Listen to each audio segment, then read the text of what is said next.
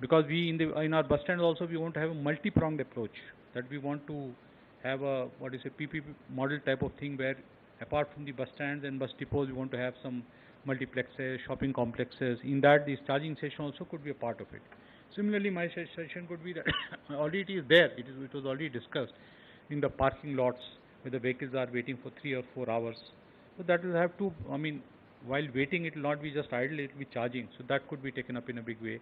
Now solar paneling could be taken up in a big way, where charging could be through solar energy. So that would be almost free. I mean, the maintenance of the vehicle would be almost free. I was thinking, just imagining one day, suppose I have a solar panel on the top of my house terrace, and I charge my vehicle, so maintenance would be zero, because it would be everything would be converted to electricity, and that would go in the battery of the car.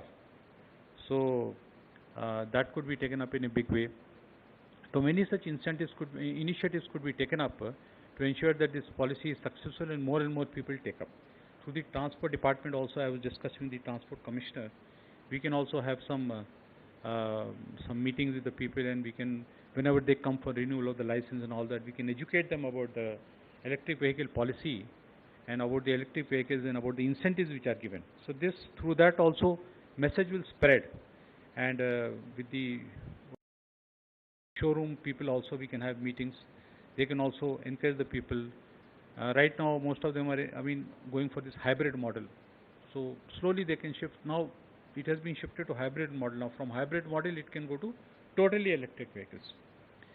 So this type of initiative will definitely go a long way in converting these fuel run vehicles to electric vehicles, and that would be the day when we would be totally free from the pollution which is being generated through the vehicles. And just imagine the savings which would be there, not only our saving, but staying for the nation, because when we are spending so much of foreign exchange on import of fuel, this diesel and petroleum fuel. So that would be a very big saving, and that money could be diverted for other developmental works.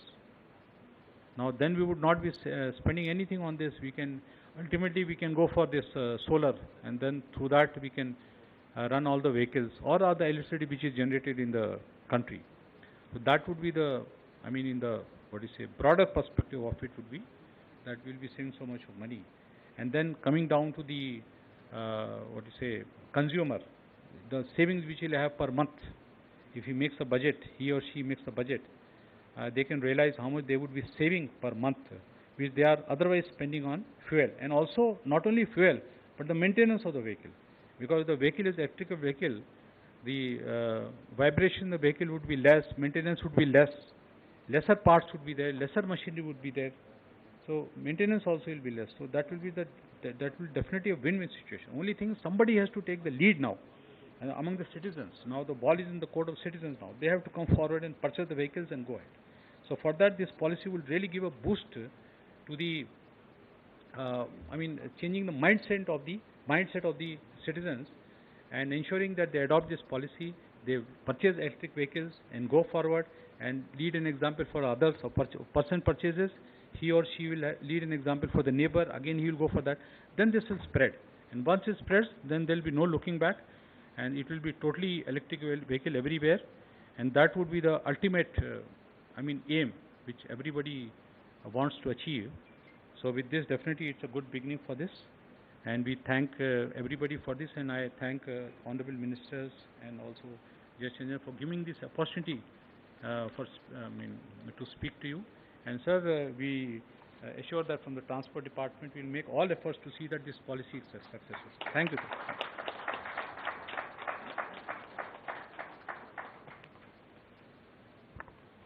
Before we continue with the proceedings, let me have the honor to welcome our Minister, Sri Indrakant Reddy Garu. He is the Minister for Endowments, Land and Environment and Forest. Thank you for joining us, sir. Now we shall have the MOU signing, for which I would request Saket, please get the emojis. The sequence would be Olectra, Mitra, ETO, and then ARI.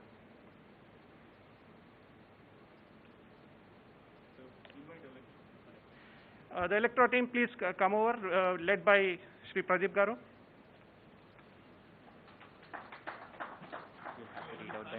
Yeah.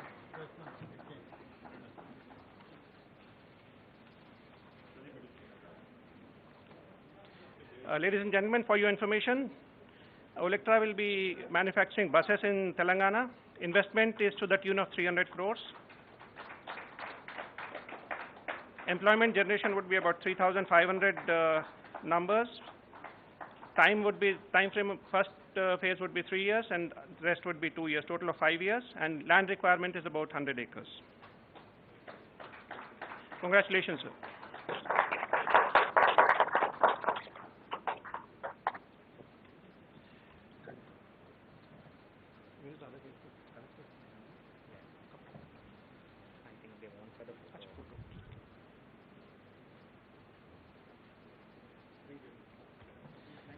Thank you, sir. Next would be the Mitra team.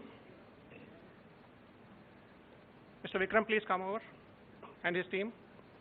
Mitra would be investing about 2,000 crores in this state. Employment generation of 2,250. Product, as already covered, would be electric buses. Time frame would be 3 and 5 years. Land requirement they've asked for is 100 acres initially, plus additional request of 200 acres.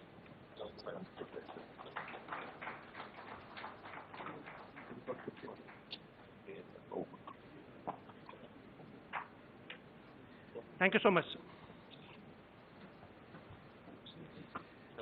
The next MOU to be signed will be ETO Motors team. Mr. Venugopal has not been able to make it, but his team is here. Please come over, sir. Mr. Raval from ETO Motors. The investment would be about 150 crores. Employment generation would be 1,500. EV three-wheelers is the product they will be launching. They're already in the state, but then in the new plant also they will be manufacturing three-wheelers. Time frame of about 3 years and followed by another 2 years for total investment.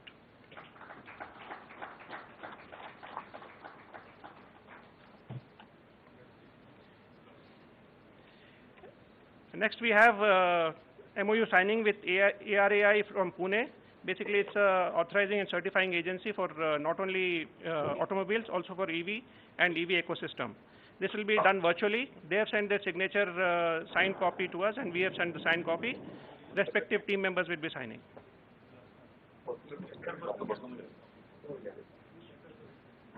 Should we finish that first? Before we move on to ARI, we have 2 companies which have given letter of intent this time. Mr. Raja of Gaya Motors, please come over and hand over the letter of intent. Mr. Raja and the team.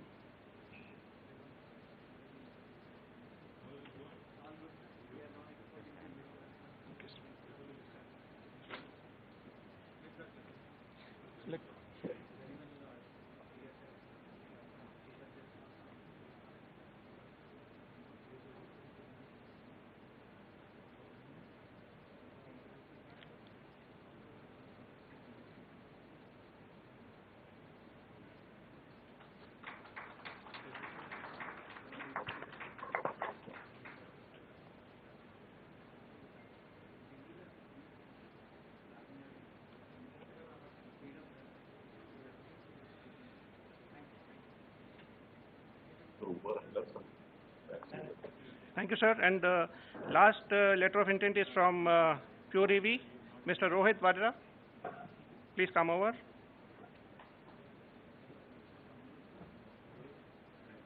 They will be setting up a 2-wheeler plant in Telangana.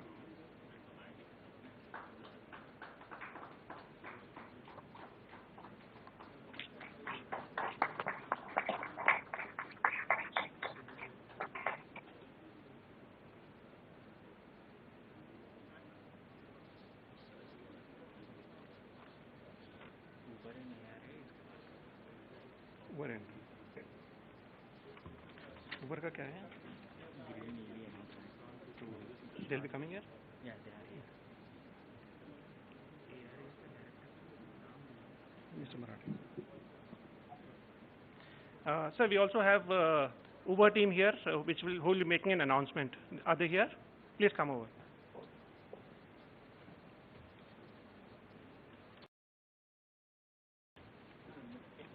They'll just make a brief announcement and then we'll move on to the next.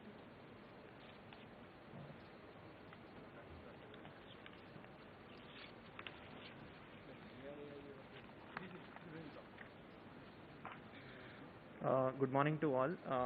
At the outset, let me take this opportunity to thank Honorable Minister for IT,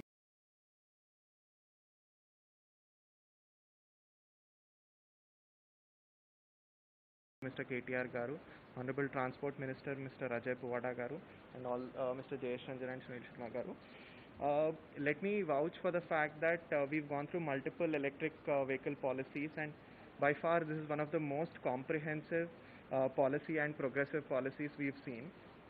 We at Uber profoundly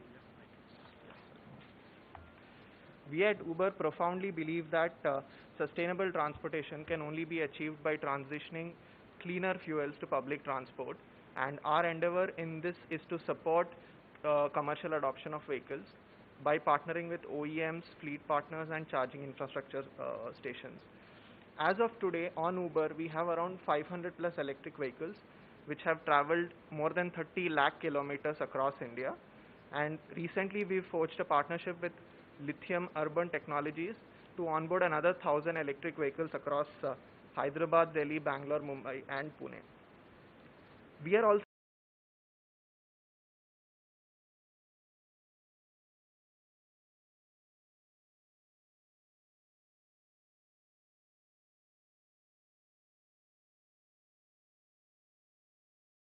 in advanced conversations with OEMs in Hyderabad for the electric auto pilot.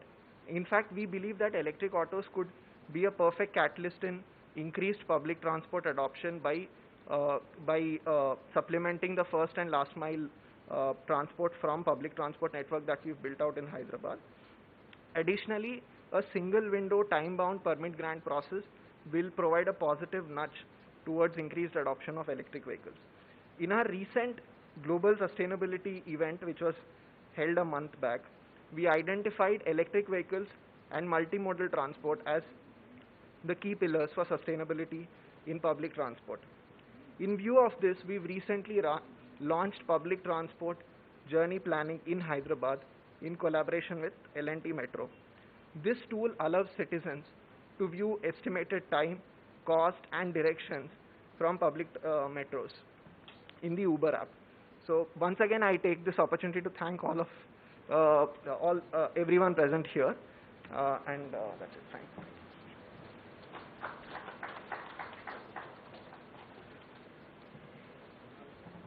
Thank you so much. Next, we'll have the MOU signing with ARAI, in which Mr. M.B. Marathe, Director of ARAI, will be signing from Pune, and Mr. Sujay Karampuri will be signing on behalf of the Telangana government. The signed copy from our side is already with Mr. Marathe and the team, and they have sent their signed copy, which we shall sign now in the presence of the Honorable Ministers and the Principal Secretaries.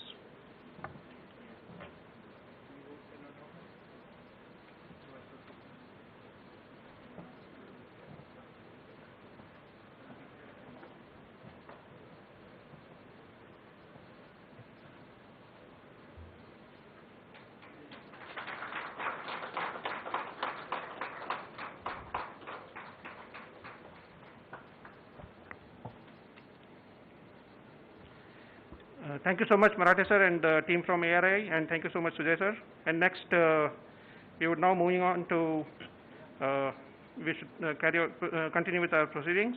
I would now request Honorable Minister for Transport, Shri Ajay Kumar Garu, to deliver his perspective.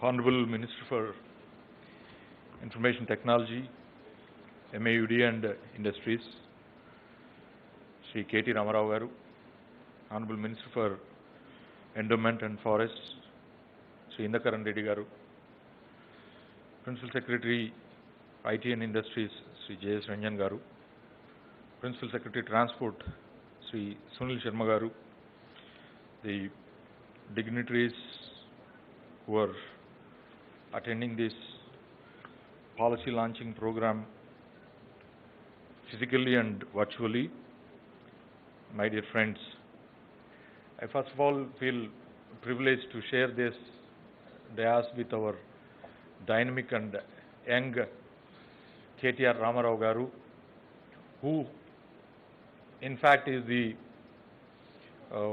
face of technology and face of change of this new state of Telangana in India. He is the brain behind the changes and the reforms in Telangana. When you take the first policy of TS I-Pass, which has come, and later he has recently came up with TS B-Pass, and today, with his great efforts and initiation, the Telangana Electric Vehicle and Energy Storage Policy 2020 to 2030 is being launched.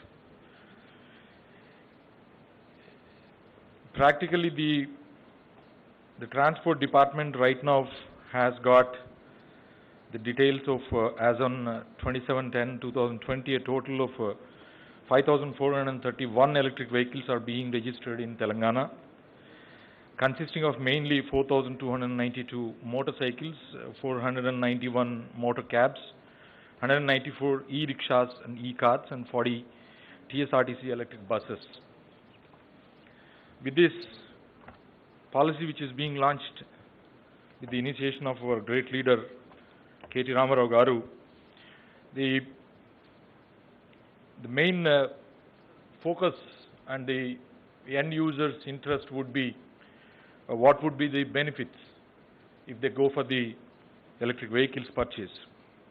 On behalf of the Transport Department, we are proposing in this policy the incentives as follows: that 100% exemption of road tax and registration fee for the first 2 lakh electric two-wheelers purchased and registered in Telangana. Similarly, for the 100% exemption of road tax and registration fee for first 20,000 electric three-wheelers purchased and registered within Telangana, retrofitment incentive at 15% of the retrofitment cost capped at rupees 15,000 per vehicle for first 5,000 retrofit 3-seater auto rickshaws in Telangana. Financing institutions shall be encouraged to provide a hire purchase scheme at discounted interest rates. And incentives for the electric four-wheeler commercial passenger vehicles such as taxis, tourist cabs, etc. 100% exemption of road tax and registration fee will be offered for the first 5,000 electric four-wheeler commercial passenger vehicles such as taxis, tourist cabs, and purchased and registered within Telangana. Also, the incentives is being offered to light good carriers including three-wheelers, 100% exemption of the road tax and the registration fee for the first 10,000 electric three-wheeler goods, e-carriers, as well as electric light good carriers purchased and registered within Telangana. Also, 100% exemption of road tax and registration fee for the first 5,000 electric four-wheeler private vehicles purchased and registered within Telangana. And finally, the 100% exemption of road tax and registration fee for the 500 electric buses first purchased and registered within Telangana. State transport units shall also be encouraged to purchase electric buses. Already we have 40 electric buses which are plying to the airport. We will also take into consideration of increasing the number of electric buses as far as the Road Transport Corporation is also concerned. The tractors, which also would be encouraged in giving exemption of taxes, both under road tax and the registration fee, as and when the electric tractors are launched.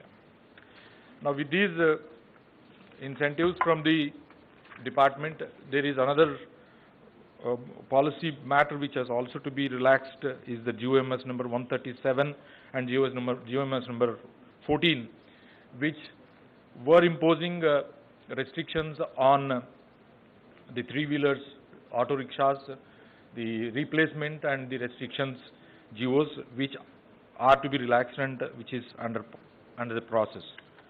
So with this, as far as my transport department is concerned, a whopping of few hundred crores of exemptions will be offered to the end users by doing this.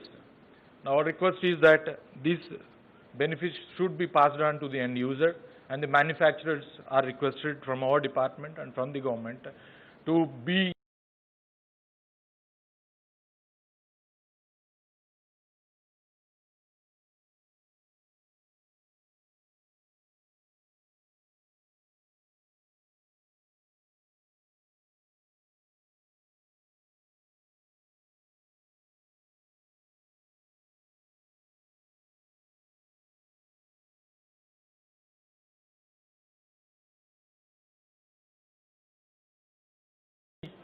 more liberal in fixing the prices of the electrical vehicles in all sectors like that, that is the two-wheelers, three-wheelers and the commercial and non-commercial four-wheeler vehicles.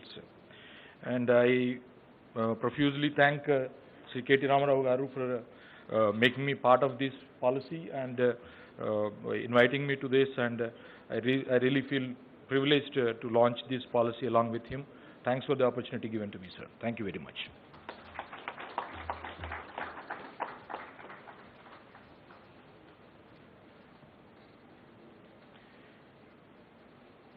Thank you so much, sir, for the wise words.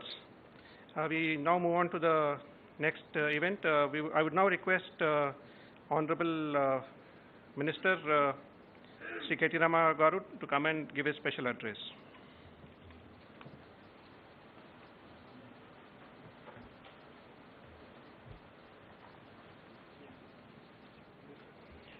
Very good morning to all of you. Honorable Minister Transport Sri Ajay Kumar Garu, Honorable Minister for Forest, Environment, Science and Technology, Endowments and Law, Sri Indrakaran Reddy Garu,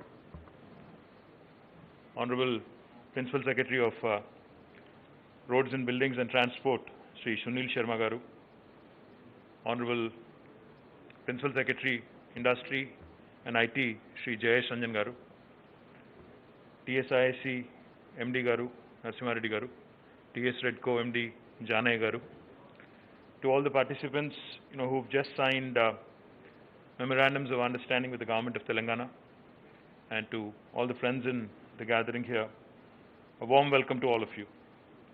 Before I go into my formal speech, I would also like to acknowledge my bad, we live in a virtual reality kind of situation today, so I forgot to acknowledge Sri Pavan Goenka, who's joined us, especially the chairman, CEO of Mahindra Group, and Sri Sunil Mehta ji of the Yes Bank Group, and Srimati Anna Roy from Niti Aayog. Thank you, madam, for joining us. And please do convey to Mr. Amitabh Kant that we missed him. Before I go into my formal speech, I just wanted to say one thing quickly.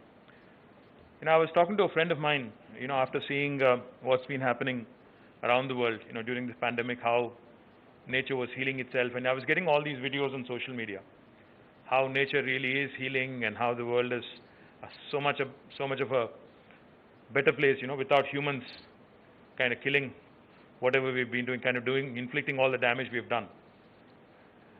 One of the things a very learned and a very, knowledgeable friend of mine said, I said, what is the solution going forward as from a government perspective? What do we do to make sure that, we help our environment, we pass on a better planet to our children? What do we do? He said something very, very interesting. He said, follow the 3D mantra. I said, what is that? And he said, first thing, focus on decarbonization. Second, focus even more on digitization. And thirdly, focus also on decentralization. Now, I don't need to explain to any of you in this room, decarbonization or digitization. I think you all know it rather well. Now, what did he mean by decentralization? I think what he meant was, see, I also wear the other hat of Minister for Urban Development and Municipal Administration. One of the biggest challenges I face in that ministry is the rapid urbanization and suburbanization that is sweeping our nation. Today, Telangana, in fact, is one of the most urbanized states in India. We're almost 43–44% urban population. And in about 5 to 7 years, in fact, majority of Telangana would be living in urban areas and minority would be living in rural areas. That's the reality. Now, how do we address this? Why do people migrate? Why do people urbanize? People urbanize in search of better livelihoods, in search of better Medicare facilities, in search of better education facilities. So what this learned friend of mine meant was decentralize. While we can't completely contain urbanization, at least we can hope for suburbanization in a structured, planned way. Create more counter-magnets, create more integrated townships, ensure that people actually move further away, create more economic clusters around the city of Hyderabad, as was pointed out by Mr. Goenka. While Mahatma Gandhi was right when he said, India lives in its villages, the fact today, after 75 years of independence, is India is run by its cities. Today, our cities have become the epicenters of economic activity. Today, for instance, if you take the example of Hyderabad, nearly 50% of state GSDP comes from our capital city. Nearly 50% of Telangana's GSDP is contributed by Hyderabad.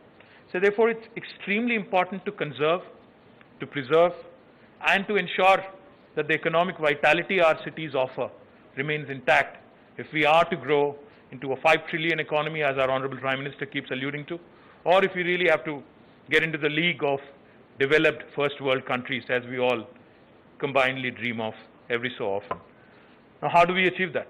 How do we go about doing it? Recently, there was floods in Hyderabad. We all know that. Cloud bursts, climate changes, unseasonal rains are not only affecting urban denizens, they're also affecting our farmers. They're also affecting people across the world. Now, one of the nicest things and one of the most interesting things I've heard today from the previous speakers was sustainable mobility. You know, we talk about sustainable energy all the time. But today I heard Pawan Goenka mention about sustainable mobility. He also talked about shared mobility. Now, these are the things I think our cities today need if we really have to ensure that we preserve their fabric, we preserve their growth momentum, and we grow into a league of first world country in years to come, years that lie ahead of us. Now, having said that, I believe what has been accomplished is very little, but what lies ahead, the road that lies ahead in terms of ensuring that we get there with respect to sustainable energy and also sustainable mobility is going to be an arduous, is going to be cohesively. Now, I'm also delighted that two very important ministers and their are seated on the dais. For this electric vehicle policy to be successful, I think these three ministries need to work together very, very closely. One is, of course, to promote investments, to promote innovation, industry and IT ministry, which is represented by myself and Jayesh Ranjan. We need to be working closely with our colleagues to ensure that electric vehicles are adopted and people actually lap them up. We need to work closely with Honorable Minister for Transport and his secretary, and to ensure that whatever we do remains in consonance with environment. We need the support of Honorable Minister for Environment, Science and Technology. So the fact that Telangana government has not only thought this through in terms of policy, but ensuring that the policy is enforced effectively, implemented effectively, we brought out all stakeholders, and this multi-stakeholder engagement, I believe, will lead to a very successful implementation of this policy that our state has come out with. As I pointed out, Hyderabad is today our capital city, and it is the epicenter of our economic activity. This city today, in fact, I urge not only Mr. Pawan Goenka and to every electric vehicle manufacturer in the city, our dream today, in fact, as we launch this policy, is to make great strides of progress in electric vehicle adoption and also make our city and our state the epicenter of electric vehicle manufacturing and adoption. Now, I offer the city of Hyderabad as a test case for all electric vehicle manufacturers to come and work with us. Come and work with our Hyderabad Metro Rail. Come and work with our MMTS. Come and work with our RTC and see how together we can explore better public transportation solutions, better shared mobility solutions with our aggregators, Uber, Ola, and many others out there. We could work together jointly to ensure that more and more people are taken away from their private vehicles, which are gas guzzlers today, to these wonderful vehicles which are environmental friendly. The state is already, in fact, one of the leaders in sustainable energy production. We've made, as I pointed out, when we started our journey about 6 years ago, we only had 45 megawatts of solar energy being produced from our state. But today, I'm delighted to share with you that we are number 2 in the country with more than 4,100 megawatts of solar energy production in a very, very short span of time. That goes to show you the commitment of our Honorable Chief Minister, Shri K. Chandrasekhar Rao Garu, to renewable energy, to sustainable energy solutions. And we are looking to also, of course, ramp up all possible energy solutions, especially on the sustainable front. Now, when it comes to manufacturing, in fact, I'm delighted today that we've signed about 5 MOUs, not only with manufacturers, but also some regulatory authorities. Our manufacturing sector today, in fact, in Telangana, is, in spite of the fact that we have, someone like Mahindra manufacturing nearly 150,000 tractors, a large OEM from their Zahirabad plant.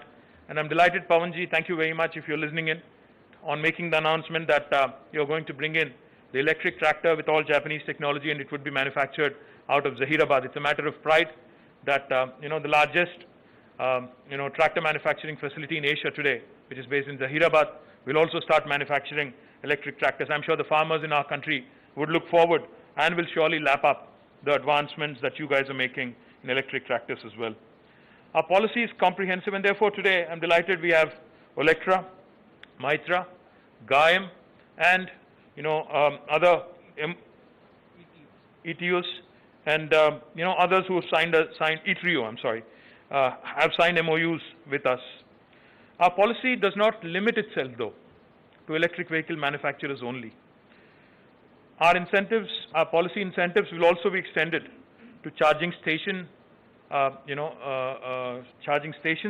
and also battery manufacturers. And I'm delighted that we are receiving several players and several proposals with intent to set up charging stations and also storage solutions. Now, I also wanted to quickly point out 2 things. Like I said, a cohesive approach between departments, between the various facets of my ministry, that is the industry and commerce, also need to be in place if we have to make a EV policy a truly successful policy. So therefore, let me share with you that in our state today, we have the largest electronics manufacturing cluster. If you look at them in a combined way, we have more than 1,000 acres of land available at our disposal. One is E-City in Raviriyal and another one in Maheshwaram. Between the 2 of them, we have 1,000 acres of land at our disposal for electronics manufacturers. Likewise, we also have a huge NIMZ, the National Investment Manufacturing Zone, based out of Zahirabad, where I already mentioned that Mahindra's, one of the largest OEMs of our country, has a significant plant. We would like to promote it as an automobile cluster and ensure that more than 1,000 acres again are allotted for any automaker who would want to come into our state and work with us, so as to ensure a complete comprehensive ecosystem of OEM, supply chain can coexist together in one single location. And also, I'm happy to announce 2 clusters, 2 industrial clusters. One in the Chandanvalli Sitarampur cluster in Shabad in Rangareddy district, which is already attracting significant investment, and which is where I think both Olectra and Mitra are setting up their plants, will shape up into an EV cluster. And also another very important cluster in Divitipalli in Mehboob will also be developed as another new energy park, new energy and new EV cluster. Likewise, we also plan, in fact, to develop a mobility cluster, which I will be announcing soon, possibly sometime next month. We have, again, a number of very interesting technology players and also auto manufacturers who are coming together for the first time in creating this mobility cluster. So this approach of having an automobile cluster, an electronics cluster, an EV cluster, and also a mobility cluster, I think would provide that comprehensive ground for anybody who's interested in electric vehicle space to make Telangana their hub and look nowhere else, no further, for their enterprise and entrepreneurial ideas when it comes to setting up base in India.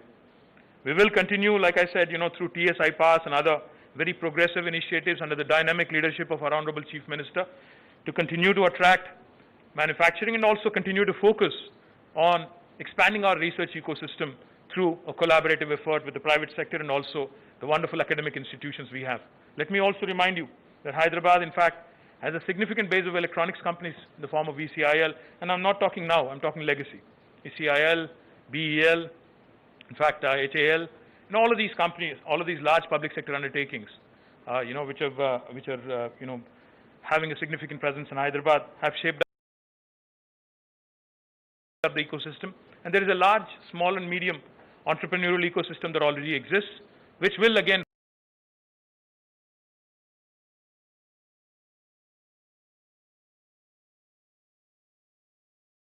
propel our drive and our ambition to be the leading EV and leading electrified state in the country, as a leader, in fact. And let me just give you some broad statistics. When the world economy and India's economy also, in fact, has not been doing very well for the last more than a few quarters. In fact, as you all may remember, even before Corona hit us, I think the last 8 quarters preceding the pandemic, also we have seen slowdown across the country. But fortunately for us in Telangana, our annual GSDP growth rate has been consistent. We've been growing at a breakneck speed, and we've been growing at a much, much rapid pace than any other state in the country at 14.2% over the last 5 years. We are consistently ranked as among the top 3 states in the country on the ease of doing business rankings. We have slipped a slot this year, but we'll bounce back, I'm sure. And our TS iPass, which is a landmark single window clearance system, has been instrumental in bringing more than $28 billion of investment in the last 5 years. Telangana continues to remain number 2 as a city and state in IT software exports, but our growth rate has been substantially higher than the national growth rate. In fact, while the country has been growing at about 8%, we've been growing at about 18%, which goes to show you that our growth momentum has not slipped. We've also recently added many EV-related technology firms, such as ZF Automotive and Electronics, ZF Automotive, and electronics firms such as Oppo, Vivo, Skyworth, Intel, Micron. All of them today are having significant presence in our city. Our innovation ecosystem is second to none, with important players in important institutions such as RICH, the Research and Innovation Circle of Hyderabad, TASK, the Telangana Academy for Skill and Knowledge, soon to be coming up T-Works, and of course T-Hub, which is widely known. We intend to leverage our strengths in electronics, aerospace and defense, and information technology sectors, creating synergies, thereby developing as a center for research and innovation for all electric vehicles, battery technologies, and other emerging technologies such as autonomous and connected vehicles. We have taken a pragmatic approach in drafting this policy. We've consulted the industry. We've also discussed with various other public policy institutions, and I guarantee that if we meet the initial numbers, because there might be a concern that the numbers that we've showcased in this policy are on the lower side in terms of adoption. I promise you one thing, that if we meet the initial numbers, I shall go back to the Cabinet and plead with Honorable Chief Minister to further increase the numbers and extend incentives to as many people who adopt to these electric vehicles as possible. As I pointed out, I think the key departments, Transport Department, of course, plays a very important role in regulatory and adoption of EVs. I request the Honorable Transport Minister and Transport Secretary to work with us closely, and let's work together in ensuring that this becomes a success. Energy Department also needs to take measures to make charging easily available. I'm glad that they are represented here by Mr. Janaya, who will ensure, but TS Redco will also set up a lot of charging stations. MA and UD, of course, which is also under my supervision, will ensure all regulatory approvals and setting up of necessary infrastructure with respect to our charging stations that we will be setting up in metro stations and elsewhere. Will also be in parking lots also will be factored and will be given whatever incentives are required to make it sustainable. We're also, as I pointed out, planning to establish public charging stations at airports, railway stations, metro stations, parking lots, bus depots, markets, fuel stations, malls, etc. And I request all charging station players to come forward and work with us. And we can work with, we're not exclusive to anyone. We will be open. We will work with, all the leading players in the industry in a very transparent fashion. And we look forward to working closely with you. We're already establishing 178 charging stations in Telangana. The state already, as was pointed out by Honorable Transport Minister, has a fleet of buses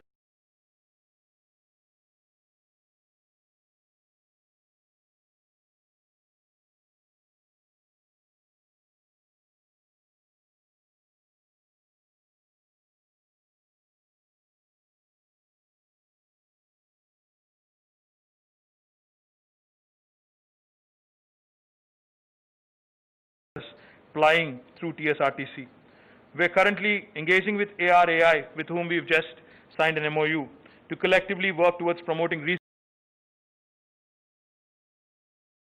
and development for manufacturing of electric vehicle and energy storage systems. Because looking forward, as was pointed out by Anna Roy, India needs to find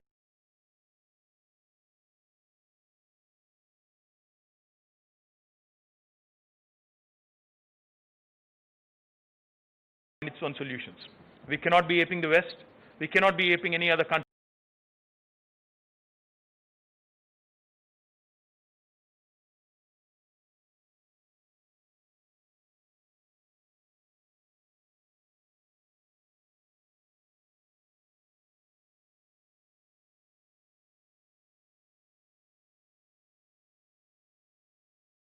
with respect to EVs, because our situation is very different. Our people are very different. Our approach to our roads, our approach to our urban planning, our approach to adoption of technology is very different when compared to other countries and other parts of the world. We believe that the EV adoption would increase more and more since the policy just rolled out today. As was pointed out again by my previous speakers, while Government of India may have launched out their idea, their efforts 3 years ago, I think it's very, very important for the states to join this to actually, gain momentum. And with Telangana now, coming out with its own policy, I believe the adoption would improve and increase at a rapid pace. So we invite the industry in India and abroad to come forward, make Hyderabad as their base for manufacturing operations, as we believe local manufacturing is the key to achieve the price-performance parity and enable faster adoption of electric vehicles. Once again, I thank all the stakeholders who have participated in policy making, who have come forward to invest in the state of Telangana, and I look forward to interacting with you more often and more closely to ensure that Telangana truly becomes the hub for electric vehicles in India. Thank you very much.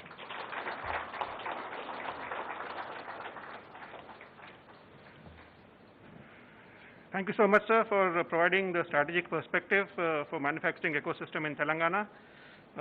Now we have Mr. Vijay Madhuri to come and give his talk.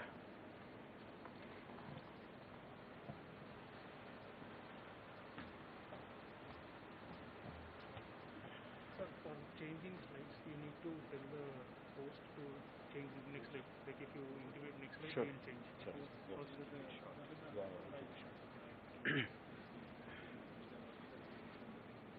Honorable Minister KTR Garu, Ajay Garu, Indrakran Garu, Principal Secretaries Jayesh Ranjan Garu and Sunil Sharma ji, distinguished guests, ladies and gentlemen, thanks a lot for giving me this opportunity. Although I have to say it's very tough to speak immediately after KTR Garu and hold the spell of the audience. I'll try to do my best and also keep it short.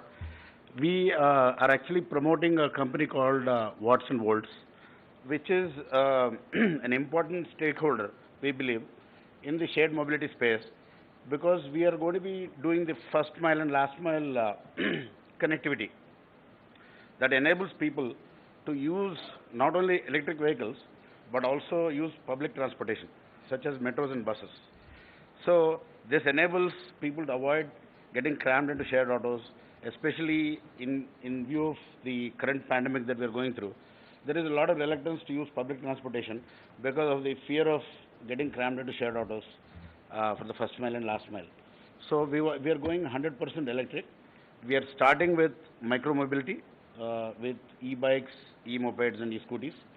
And we want to keep it as a simple pay and use system that would be available at all the major areas of the city and with a planned expansion for the rest of the country. It is based in Hyderabad, yes. Of course, it's based in Hyderabad. I also want to thank you, sir, and also commend the state of Telangana for always being pioneers in the areas, not in just in IT and pharma, but also now coming up with these policies on electric vehicles. Um, we also plan to expand soon into Mumbai and Goa, sir, and then cover the other major metros in the in the country.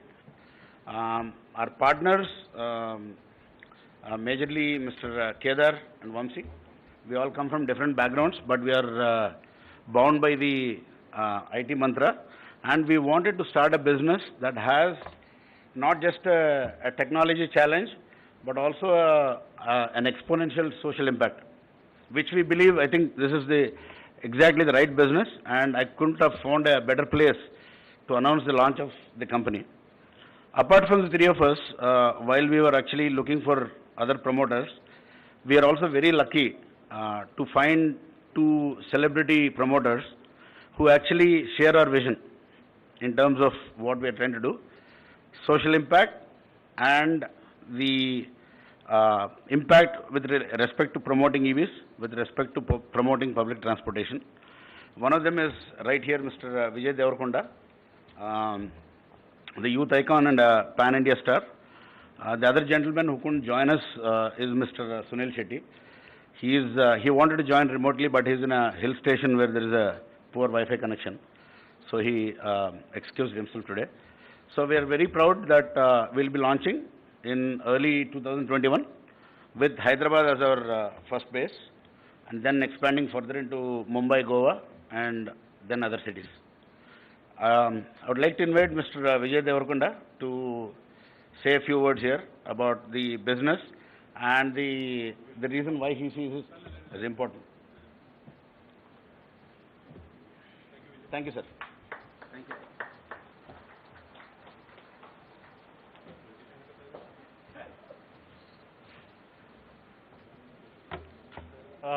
Too many respected leaders of the industry and policymakers here. I cannot wish you all by name, but my regards to all of you present here and present online. I'm from this city, so what's happening here, I love it. While growing up, as a kid, I've always had this opinion that we as a country somehow worked in hindsight. I thought that we all... Then other cities. I would like to invite Mr. Vijay Devarakonda to say a few words here about the business and the reason why he sees it as important. Present here and present online. I'm from this city, so what's happening here, I love it. While growing up, as a kid, I've always had this opinion that we as a country somehow worked in hindsight. I thought that we always waited for a problem to happen, let it get really serious till it became a deal breaker, and then try and find solutions. But over the last 5-6 years, what I've been seeing governments working with foresight. This state has become like a state of dreams. Like, be it having 24/7 power supply, like my village, my district, we have water which for farming, and people are getting 2 crops a year. There's more money to spend. The land rates have gone up. All this is like magical to us. We haven't seen it in life. Be it T-Hub, be it iPass. Like, these are like few of the 100 things that I am aware of. And now this Telangana e-vehicle summit, this is like foresight, and I love what is happening. And as you can see, a lot of it has happened under our current Chief Minister KTR Garu's administration, and KTR Anna, congratulations for what all's happening. I've always said we are in good hands. Other than when we have these like extraordinary crippling circumstances like the pandemic or these rains, but I'm sure we'll be well prepared. And as you see, I believe e-vehicles are the future. I'm no expert in this field, but I believe they are the future, and as you can see, I'm betting on it. So watch and wolves, early Jan next year, we'll bring a beautiful product, and we hope to add to the clean, better lifestyles of Hyderabad. We hope to add to how beautiful our city is and improve our lifestyles. That's it. Thank you.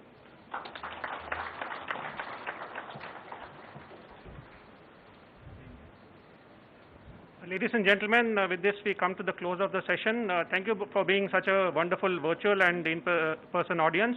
I now hand over you to Mr. Jayesh Ranjan for closing remarks.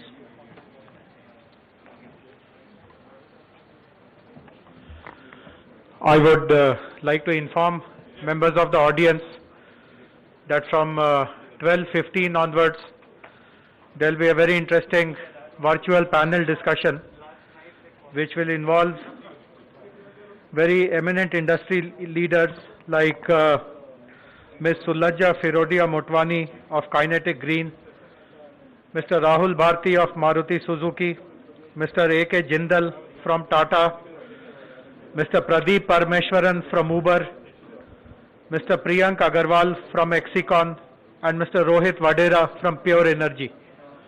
I would request audience members, if they want to participate and watch the panel discussion from this hall, it will be available on the big screen. Otherwise, you are welcome to watch it online from anywhere. Thank you very much.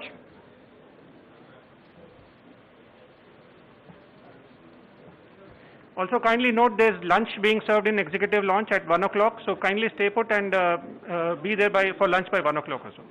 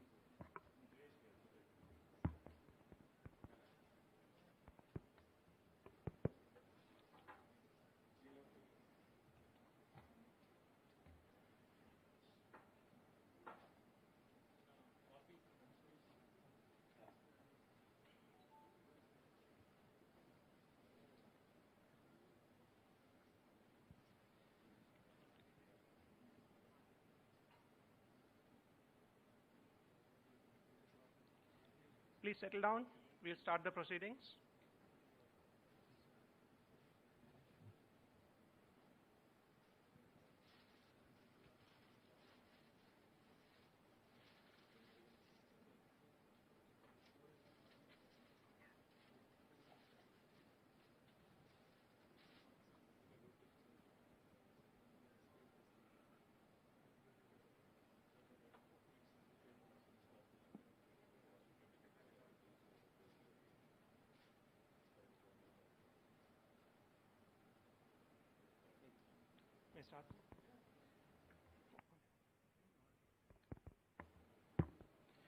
Good morning, ladies and gentlemen.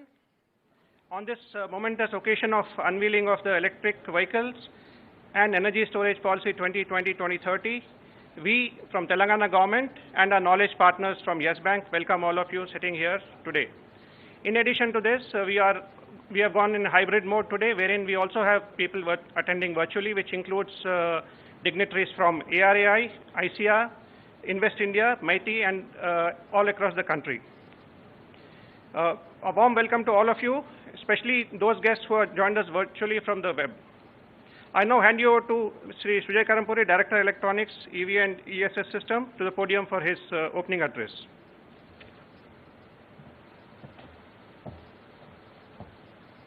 Hi everyone, thank you for being here for the first EV summit from Telangana, where we are unveiling our policy for electric vehicles and energy storage solutions. So I just want to, before we speak about the policy and its details, I just want to give you an idea of how we have approached this and what it means for us. So first, the policy is enforceable and binding. It has the cabinet approval, and yesterday the GO was released. So therefore, various departments who are the stakeholders, it is incumbent upon them to enforce this over the next 10 years. Two, it is quite comprehensive in the sense that we may be probably one of the few states who says that it is just not electric vehicles, but it is also energy storage solutions. Two, we not only take care of the adoption by the common man and the users, but we also encourage a lot of manufacturing to take care of this particular adoption. So that means we are taking care of the adoption, being a consumer, but we are also a producer as a state. So these are some of the things that we have incorporated into the policy, both the adoption side and also the production side. Three, it is quite pragmatic and elastic. So I'll tell you what it means. We have incorporated only those elements which can be enforced and can also be subsidized and incentivized with a real, government funding. So, you may look at some of the caps, for example, on how many vehicles we subsidize. So do not be deterred or daunted by those numbers, because it is elastic in the nature, in the sense that if we do indeed meet those targets, we have the capacity to increase it, because the policy is between 2020 to 2030. So that's another part of this. And also, it shows that being pragmatic in the sense that we have subsidized where it matters the most. So two things. One is the subsidy goes to the common man the most, because the two-wheeler, three-wheeler, then four-wheeler and the buses. But also when it comes to manufacturers, various states tend to give a lot of subsidies only to the big guys. But in our case, we also give the subsidy to the smallest of the producers as well. And the third part is it's collaborative in nature. So, EV as a technology has come about with, it's an interdisciplinary effort, right, between chemical, electronic, materials, chemical, various engineering fields have to come together. In the same way, various departments have to come together to make this happen. And that is what we are doing. This policy comes with a steering committee which will implement this policy and make recommendations to the policy over the next 10 years. And that also is one of the features of our policy. So with that, I leave this, particular thing open for various speakers. I think, the next speaker is our chief guest, Mr. Goenka. Why don't you give an introduction? Thank you very much. Thank you so much, sir. Our next speaker actually would be Mr. Sunil Mehta, Chairman, Yes Bank, who would be giving his welcome address. Sri Sunil Mehta, sir. Thank you. Good morning, everyone.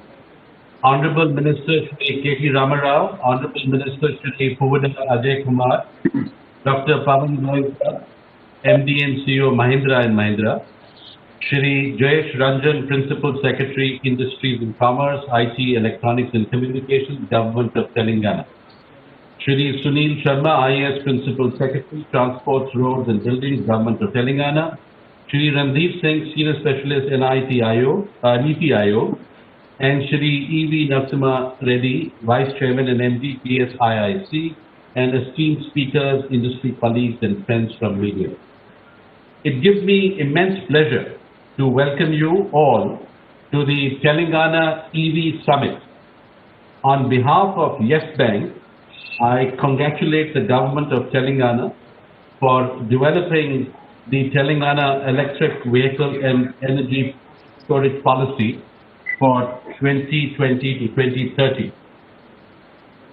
We hope that the policy acts as a catalyst for accelerating adoption of EVs in the state and also becomes an enabler for development of a robust EV manufacturing ecosystem. Yes Bank is privileged to be associated with the government of Telangana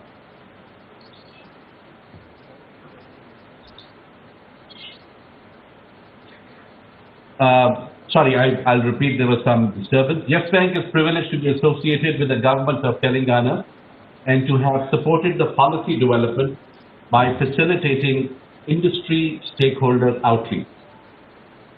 Telangana is recognized globally for its immense contributions across industries and particularly in the IT and pharmaceutical sectors. The state, under the leadership of Honorable Chief Minister Shri K. Chandrasekhar Rao, has been undertaking several progressive initiatives for creating a favorable business environment. The government's commitment towards growth and overall development is evident from the state's impressive performance in the recently announced Ease of Doing Business ranking. My special compliments to Shri K.T. Ramarao for his dynamic and growth-oriented leadership. On my several interactions, Mr. K.T. Ramarao, with you, my respect grows with every interaction with you, and I know with the kind of leadership and the leadership skills that you display, I have no doubt that Telangana and Hamara Bharat will eventually become Mahan as we all want it to be. Initiatives such as T-Works and T-Hub are highly commendable and play a key role in promoting innovation and entrepreneurship. Now, with the launch of the EV and energy storage policy and plans for development of EV manufacturing zones, Telangana is taking rapid strides towards emerging as a leader in electric mobility. India currently lacks battery cell manufacturing capabilities and we are largely dependent on imports. Telangana government may accord higher focus on such segments for a strong positioning across the EV ecosystem. We are confident that the state is highly capable of doing so under the industrious leadership of Shri KTR Guru. The EV market in India is expected to become a huge opportunity with scope for innovations and global collaboration. Rapid electrification of vehicles expected in the medium term will put India on the map of global automotive value chain. Stakeholders across the value chain need to work collaboratively to build competencies and gain synergies in order to seize this opportunity. The government's push towards domestic manufacturing has been a major driving force behind the levels of localization achieved so far. However, during several of our stakeholder deliberations, a key point that has emerged is for further localization, certain scale and volumes are necessary. Without this, we may end up adding to the cost of vehicles, thereby impacting demand. We believe incentives on demand side will be the primary drivers to generate the required scale. The Government of India has taken several initiatives to drive demand, and it is indeed exciting to see several states coming out with various financial and non-financial initiatives to promote the adoption of EVs. Also, a partnership-led approach has the potential to reduce upfront costs while maintaining control over the product and service. It will also increase the trust factor amongst consumers. This will enable the development of a roadmap for ramping up domestic manufacturing capabilities in a phased manner. Moreover, government is also an important customer segment and greater adoption across all levels has the potential to be a significant enabler for creating scale. Currently, we are witnessing a realignment of global business strategies amid increasing call for diversification of supply chains. With our priorities right, we will not only be able to emerge as a major market, but also become an export-oriented hub. With this context, I welcome my friends from the industry for the virtual panel discussion on scaling Indian EV business through partnership and collaboration. This is to be moderated by Shri Jayesh Ranjan. Shri Ranjan has been spearheading Telangana's journey towards electric mobility and leading the policy development process. I have known Shri Ranjan for a considerable time. Telangana is blessed to have a bureaucrat like him, and sometimes I wonder whether he's a bureaucrat or an entrepreneur, but he's a great concoction of both. We have with us today Dr. Pawan Goenka, who is at the helm of Mahindra & Mahindra, a company which is the pioneer of India's EV revolution. As the leading captain of the industry, Dr. Goenka's thoughts and insights on the subject will set the course of the discussion. Yes Bank has been partnering several state governments and city administrations and supporting them in their e-mobility plans. Through our banking and advisory teams, we are committed to collaborating and working together with the government and the industry for development of e-mobility ecosystem in India. Financing has been identified as one of the foremost impediments on the adoption side, and we are actively working in this space towards developing suitable financing options. I assure you of Yes Bank's full support in this journey going forward. With this concluding remarks, I once again congratulate the government of Telangana and hope today's deliberations translate into concerted action. Thank you and all good wishes.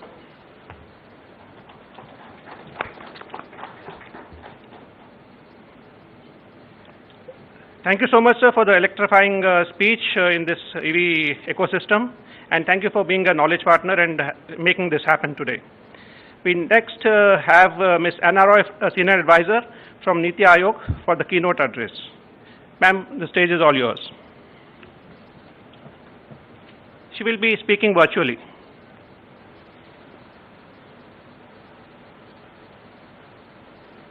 I don't think we can hear.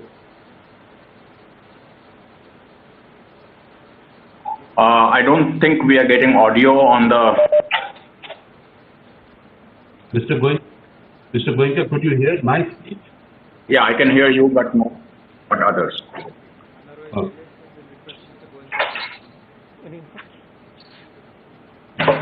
What we'll do is we'll shift Ms. Roy to the next slot.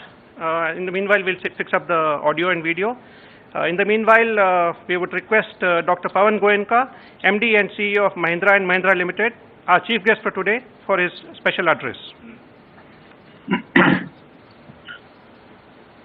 Thank you. Can you hear me? Am I audible?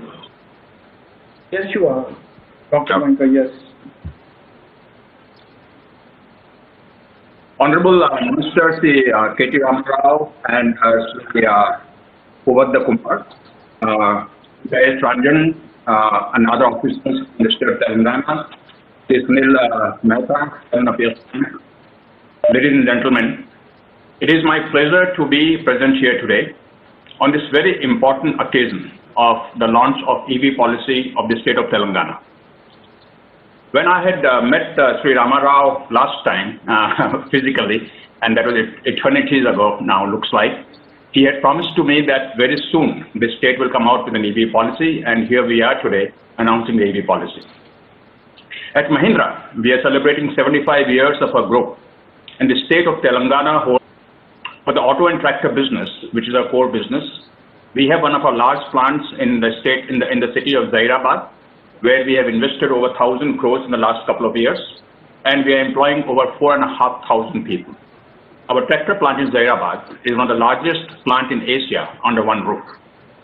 Hyderabad is the home of Tech Mahindra's largest global delivery center, employing over 19,000 people. And Tech Mahindra is looking to expand further in the state as they grow their requirement for people. Additionally, other Mahindra Group companies such as Mahindra Finance, Mahindra Sustain have a growing presence in Telangana. And very importantly, July this year, Mahindra Group launched its Mahindra University, spread over a 130-acre campus in Hyderabad. Overall, as Mahindra Group, we are very happy to partner with the state and its people on the road to progress and prosperity. I would like to thank the state for the support that they have always given us. We also have future plans for the state. We are developing a new tractor series called K2. This is being developed actually in Japan, and this is by far our most ambitious tractor product development project ever. And we have decided that Zairabad plant will be the sole location in India to manufacture this tractor. This will lead to more than doubling employment in the tractor plant. We are also looking to bring our next phase of expansion in electric vehicles to the state, thanks partly to the policy that is being announced today. I would like to congratulate the government of Telangana for the launch of the state EV policy, which will be unveiled very soon. It's a very progressive step towards ushering in sustainable mobility. Policy covers all aspects of electric vehicles: demand generation by removing registration charge and road tax, facilitating charging infrastructure development, concessional electricity rates for charging, and investment incentive for setting up plants, including a focus on electronics. And I think this is the very first time that I'm seeing an incentive for electric tractors, which can lead to another revolution on the farm. But frankly, I must say that India is lagging other progressive nations in adaptation of electric vehicles. Several European countries, USA, China, Korea, are way ahead of us. Government of India has been putting a thrust on EVs for over 3 years now, but it has not yet yielded desired results. May the state support that is coming in now, that was a missing link, and now the several states like Telangana incentivizing electric vehicles, we would see the EV revolution happen.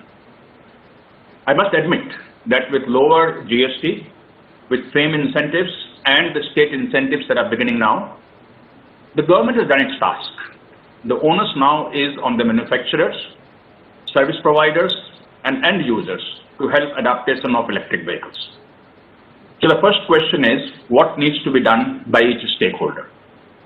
I believe that manufacturers have to invest in technology, product, and capacity. As of now, the product offerings are very limited, and except at the very low end, the products are far too expensive. Electric vehicle space is very hot globally. All global OEMs are investing a lot in EVs, but in India, they seem to be in a wait and watch mode. It is important that we use India's frugal approach to make electric vehicles affordable. As far as service providers are concerned, it is time that the ride-hailing companies and other fleet operators jumped on the electric vehicle bandwagon. Yes, EVs are still slightly more expensive on cost per kilometer basis, but with little increase in volume, they will come on par in no time. And for the end users, understands the benefit to the air quality by use of electric vehicles. And that's something that's very, very badly needed in India. And the consumers also therefore need to be willing to pay a slight premium for use of electric vehicles. And as far as government is concerned, as I said, a lot has already been done. Little more push perhaps is required to get into a virtuous cycle of electric vehicle growth. For example, can electric vehicles be given priority sector lending status, at least for commercial applications? Now let me talk about sectors. I've said this in the past, that India's biggest need is to improve the air quality in our cities. And for this, large-scale adaptation of electric vehicles in shared mobility and last-mile connectivity is what India needs. Fortunately, the sector that is perhaps most primed for electric vehicle explosion is the three-wheeler sector, both people and load carrier. Mahindra had launched just a load carrier Trio Zor just yesterday. This segment has three things going for itself. Number one, the many startups as well as organized players that have already launched products in the segment. Number two, the service providers' financials work out. As per our calculations, an operator will earn about 60,000 rupees more per year by using electric three-wheelers. And number three, there is no expensive charging infrastructure required. A swappable battery solution is also being experimented with. The sector that is poised to take off in personal mobility space is the two-wheeler sector. Again, many products available, mostly by startups, and now the majors are getting into the electric vehicle two-wheeler segment also. Then there's a lot of interest in buses. Many state corporations are moving, state transport corporations are moving into OPEX model. It appears to me that saving significantly in addition to the environmental benefit that they're getting. And therefore, this segment also is ready for electric vehicle adaptation. The segment where the jury is still out is the car and SUV segment. And as I said earlier, for shared mobility, where a car is driven maybe 150 kilometers a day, they are almost at a break-even point. But for personal ownership, where driving maybe only about 50 to 70 kilometers a day on an average, financial equation yet does not work out. But there are many who may be willing to spend little more for a clean mobility solution. Changing the track, I also believe that India has a huge opportunity to become the world leader in shared mobility and last mile application of electric vehicles, and become a supplier of technology and products to the world in this space. For this to happen, it is a must that businesses invest in technology development. India must have its own IPR, and electric vehicles can really make a huge contribution to Atmanirbhar Bharat. Electric vehicles still have a lot of import content. It is important that we focus on local value addition, and that's where again the electric vehicle policies come in handy.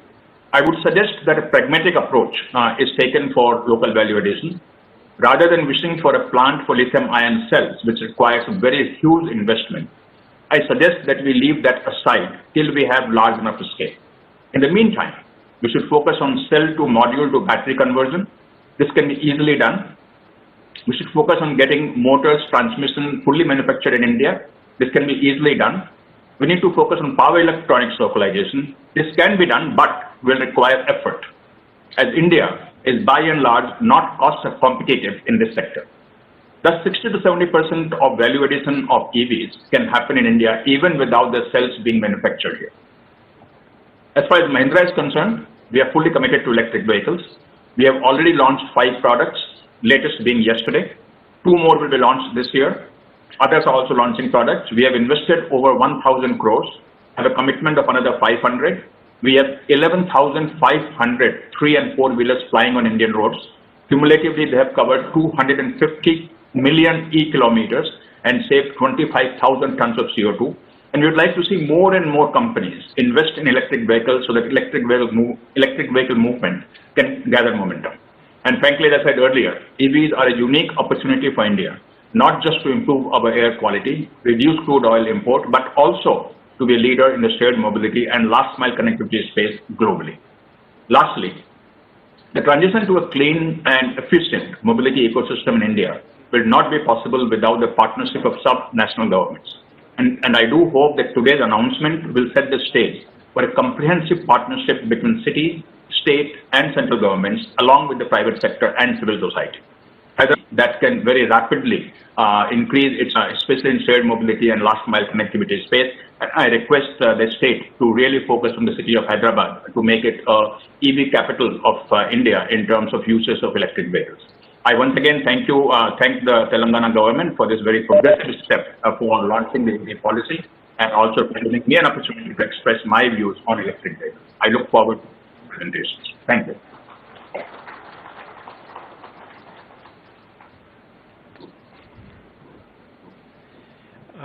Thank you so much, sir. Your speech really charged us up, and we are on our way towards implementing the EV policy and getting the ecosystem here. Ms. Roy's system has been put okay, and now we'll have Ms. Anna Roy from Niti Aayog to kindly address us.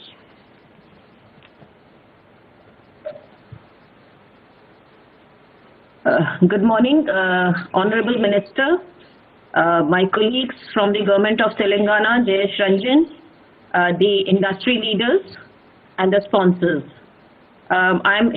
First of all, I would like to apologize on behalf of Mr. Kant, who was supposed to be participating in this event, but due to some personal exigencies, he had to pull out, and he has asked me to step in and share the NITI's view on this very important initiative that has been launched by Government of Telangana today.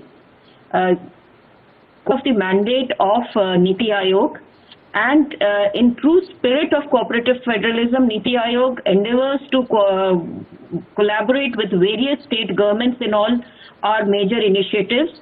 In frontier technology especially, Government of Telangana is one of the oldest and closest partners, and we are implementing several projects with them. Similarly, in EV, we look forward to working with Government of Telangana. Around the world, during this pandemic, how nature was healing itself, and I was getting all these videos on social media, how nature really is healing and how the world is so much of a better place, without humans kind of killing whatever we've been doing, inflicting all the damage we've done.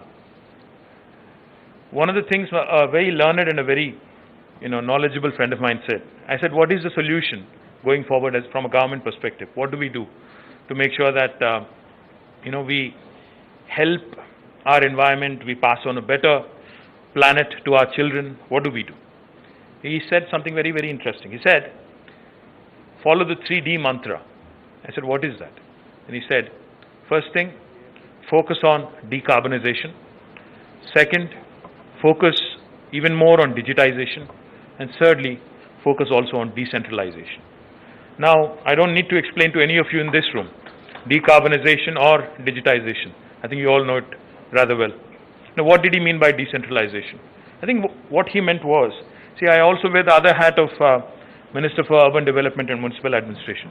One of the biggest challenges I face in that ministry is the rapid urbanization and suburbanization that is sweeping our nation. Today, Telangana, in fact, is one of the most urbanized states in India. We're almost 43-44% urban population. And in about 5 to 7 years, in fact, majority of Telangana would be living in urban areas and minority would be living in rural areas. That's the reality. Now, how do we address this? Why do people migrate? Why do people urbanize? People urbanize in search of better livelihoods, in search of better Medicare facilities, in search of better education facilities. So what this learned friend of mine meant was decentralize. While we can't completely contain urbanization, at least we can hope for suburbanization in a structured, planned way. Create more counter-magnets, create more integrated townships, ensure that people actually move further away, create more economic clusters around the city of Hyderabad, as was pointed out by Mr. Goenka. While Mahatma Gandhi was right when he said, India lives in its villages, the fact today, after 75 years of independence, is India is run by its cities. Today, our cities have become the epicenters of economic activity. Today, for instance, if you take the example of Hyderabad, nearly 50% of state GSDP comes from our capital city. Nearly 50% of Telangana's GSDP is contributed by Hyderabad. So therefore, it's extremely important to conserve, to preserve, and to ensure that the economic vitality our cities offer remains intact. If we are to grow into a 5 trillion economy, as our Honorable Prime Minister keeps alluding to, or if we really have to get into the league of developed first world countries, as we all combinedly dream of every so often. Now, how do we achieve that? How do we go about doing it? Recently there was floods in Hyderabad. We all know that. Cloud bursts, climate changes, unseasonal rains are not only affecting urban denizens, they're also affecting our farmers. They're also affecting people across the world. Now, one of the nicest things and one of the most interesting things I've heard today from the previous speakers was sustainable mobility. We talk about sustainable energy all the time. But today I heard Pawan Goenka mention about sustainable mobility. He also talked about shared mobility. Now, these are the things I think our cities today need if we really have to ensure that we preserve their fabric, we preserve their growth momentum, and we grow into a league of first world country in years to come, years that lie ahead of us. Now, having said that, I believe what has been accomplished is very little, but what lies ahead, the road that lies ahead in terms of ensuring that we get there with respect to sustainable energy and also sustainable mobility is going to be an arduous, is going to be a difficult journey, but I think with all stakeholders participating, governments in cities, governments in state, government in Delhi, and also, when I say Delhi, I don't mean Kejriwal, I mean Government of India, and also all stakeholders, the private sector, the startups, the large OEMs, the aggregators, all of us working together, I think will be, therein lies the real success of this policy launch today. Of course, as was pointed out by my friends earlier, Telangana in fact has come out with an extremely comprehensive policy. It does not talk about electric vehicles in itself. We also have ensured that the energy storage policy is dovetailed with our electric vehicle policy, because these are two extremely tight-knit ideas which need to work together cohesively. Now I'm also delighted that two very important ministers and their are seated on the dais. For this electric vehicle policy to be successful, I think these three ministries need to work together very, very closely. One is, of course, to promote investments, to promote innovation, industry and IT ministry, which is represented by myself and Jayesh Ranjan. We need to be working closely with our colleagues to ensure that electric vehicles are adopted and people actually lap them up. We need to work closely with Honorable Minister for Transport and his secretary, and to ensure that whatever we do remains in consonance with environment. We need the support of Honorable Minister for Environment, Science and Technology. So the fact that Telangana government has not only thought this through in terms of policy, but also in terms of ensuring that the policy is enforced effectively, implemented effectively, we brought out all stakeholders, and this multi-stakeholder engagement, I believe, will lead to a very successful implementation of this policy that our state has come out with. As I pointed out, Hyderabad is today our capital city, and it is the epicenter of our economic activity. This city today, in fact, I urge not only Mr. Pavan Goenka and to every electric vehicle manufacturer in the city, our dream today, in fact, as we launch this policy, is to make great strides of progress in electric vehicle adoption and also make our city and our state the epicenter of electric vehicle manufacturing and adoption. Now I offer the city of Hyderabad as a test case for all electric vehicle manufacturers to come and work with us. Come and work with our Hyderabad Metro Rail. Come and work with our MMTS. Come and work with our RTC and see how together we can explore better public transportation solutions, better shared mobility solutions with our aggregators, Uber, Ola, and many others out there.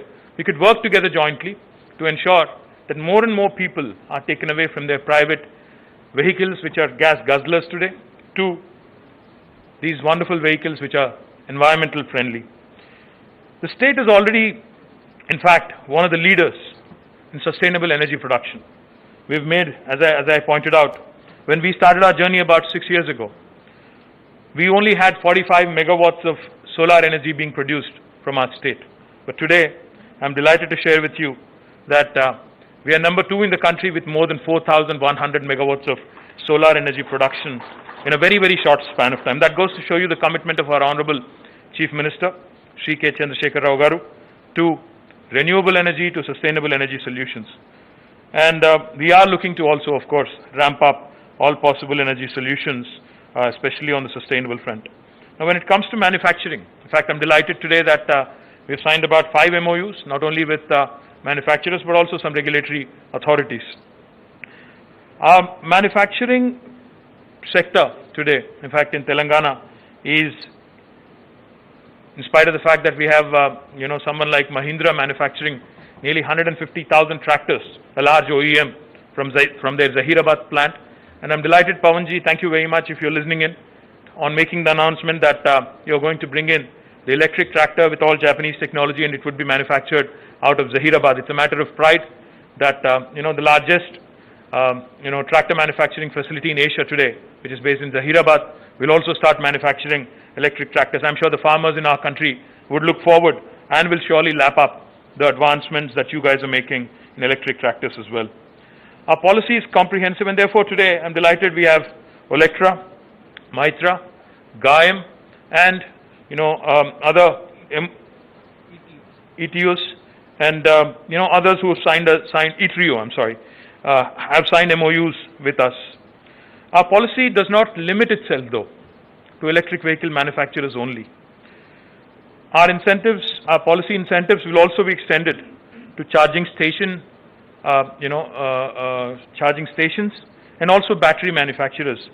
And I'm delighted that we are receiving several players and several proposals with intent to set up charging stations and also storage solutions.